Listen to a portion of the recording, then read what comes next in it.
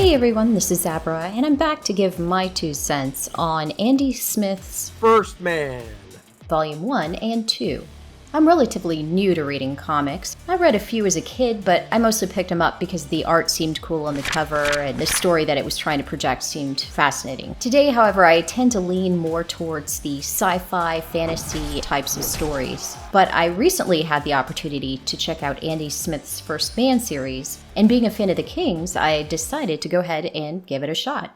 Volume 1, or Volume 1.2, is a reboot of sorts of Andy's First Man comic from 1997, which was published by Image Comics. Right when you open it up, it includes a quick intro from Andy. Hello everybody. Thanking the backers, and he also provides a brief recap of his inspiration for the character First Man. And this had kind of an old school feel to it. It kind of gave me the impression of something Stan Lee would have done back in the day. Excelsior!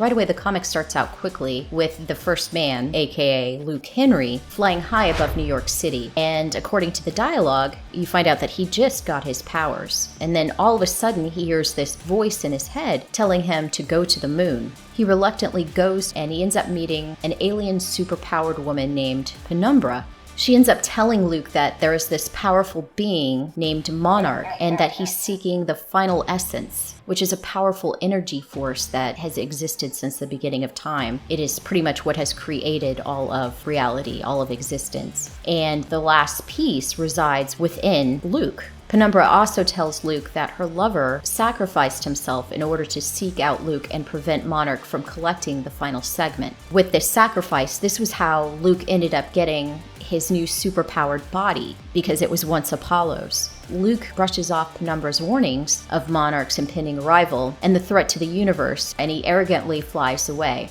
The essence inside of Luke subconsciously brings him to Stonehenge, and this happens to be where Monarch is waiting, so it's almost like this magnetic pull. And the remainder of the story sees Luke coming to terms with the huge responsibilities that go along with having such tremendous power. And he has to figure out a way of preventing Monarch from acquiring the final essence, because that would give him power over the entire universe. There were several things that I really liked about this story. I like the idea of being transformed from a scrappy nerd into a super being. I really enjoyed Luke embracing his powers and having fun flying around and admiring his new physique. I also enjoyed the epilogue at the end of this story. It kind of had a teaser. It kind of sets up a future conflict. And I did really appreciate the 90s aesthetic, although the black lines seemed a little bit too thick on the characters at times. There were a few things in the book that I wish Andy would have elaborated on or kind of tweaked a little bit. I wish the book had been a little bit longer. It felt as though the resolution happened rather quickly. In the beginning of the book, you have all this build-up, and then it's quickly resolved. I think it needed a few more pages to help kind of smooth that out a little bit. Also, there were a few parts where the scenes seemed to jump around in a couple of spots, and I think maybe just a small description, it might have helped, kind of clear things up for readers. But all in all, I think First Man Volume 1.2, it's lighthearted fun, and it kind of harkens back to the 90s when the comic industry was flying high. And so it just kind of gives you a nostalgic feeling. Now, Volume 2 of First Man, Luke has decided to embrace being a hero and use his powers to help people and to honor Apollo's sacrifice. But he still has a lot to learn about what it takes to be a hero. He's, as they say, wet behind the ears, and he's quite cocky.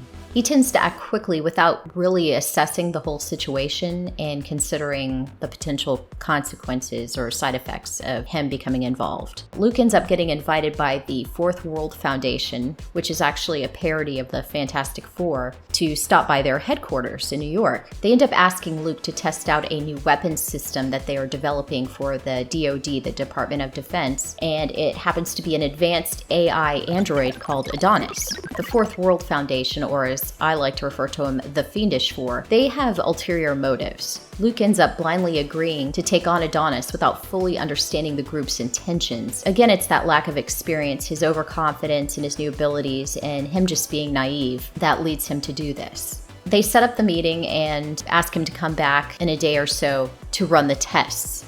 And despite Luke's incredible powers as First Man, Adonis just wipes the floor with him. The AI being has the ability to absorb energy signatures and essentially copy Luke's abilities as First Man. He narrowly escapes by essentially shazamming himself back into his human form. He can kind of switch between the First Man super body and then his normal self. The remainder of the story sees Luke having to deal with the fact that he's not invincible and that every situation can't necessarily be solved with just his brawn and his powers.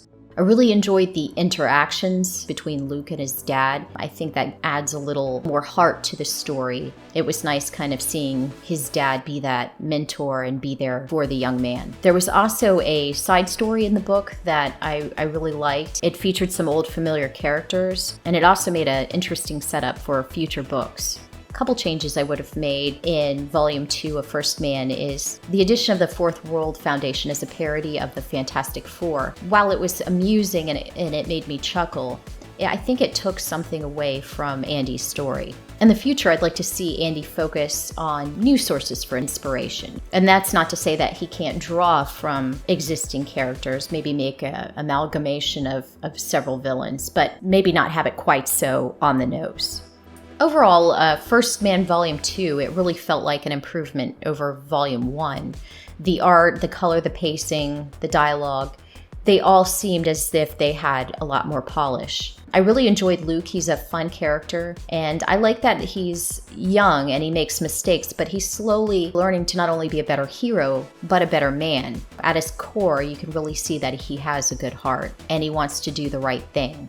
So in my opinion, Andy has laid the groundwork for some interesting future adventures for Luke Henry and the First Man. And while there were a few rough areas, I'm really looking forward to seeing where Andy takes the character next. So that's my 2 cents on Andy Smith's First Man Volume 1 and 2. Thank you so much for watching.